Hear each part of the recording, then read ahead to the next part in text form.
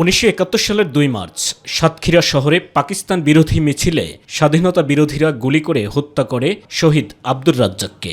আর এখান থেকে শুরু হয় সাতক্ষীরার দামাল ছেলেদের মুক্তিযুদ্ধে অংশ নেয়া। 8ম ও 9ম সেক্টরের অধীনে ভারতের বিভিন্ন এলাকায় ট্রেনিং শেষে 29 এপ্রিল সাতক্ষীরার ভোমরা সীমান্তে প্রথম সম্মুখ যুদ্ধ শুরু হয়। 17 ঘণ্টাব্যাপী চলে এই যুদ্ধ।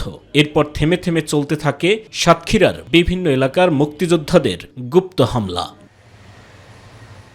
ভোমরা, টাউন শ্রীপুর, বৈকারি ও খানজিয়া সম্মুখ যুদ্ধে শহীদ হন আব্দুর রাজ্জাক, কাজলসহ 33 জন বীর মুক্তিযোদ্ধা। এ সময় পাক সেনাদের 2 শতাধিক সৈন্য নিহত হন। পরবর্তীতে 29 নভেম্বর মুক্তিযোদ্ধারা টাইম বোমা দিয়ে শহরের কেন্দ্রবিন্দুতে অবস্থিত পাওয়ার হাউস উড়িয়ে দিয়ে ভীত সন্ত্রস্ত করে ফেলে পাক সেনাদের।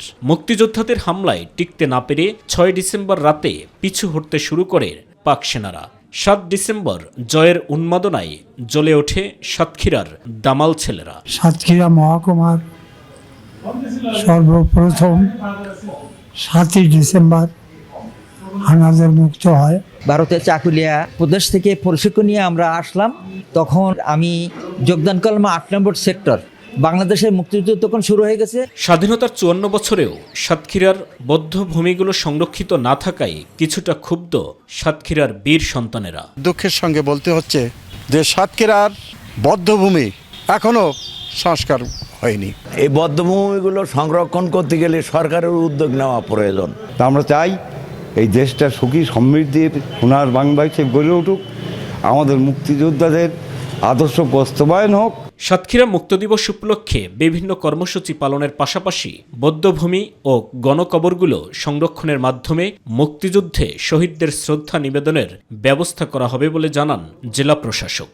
আলোচনা সভা এবং বধ্যভূমিগুলিতে ফুল দেওয়া, এগুলো যেহেতু প্রতি বছর হয়, আমরা এই আনুষ্ঠানিকতাগুলো আমরা অবশ্যই করব। 3টা সম্ভবত বধ্যভূমি আছে, আমি সেগুলো ভিজিট করব। এগুলো দেখে আমরা পরবর্তীতে এগুলো সংস্কারের উদ্যোগ নিব। সাইদুর রহমান আবির, মাই টিভি নিউজ ডেস্ক।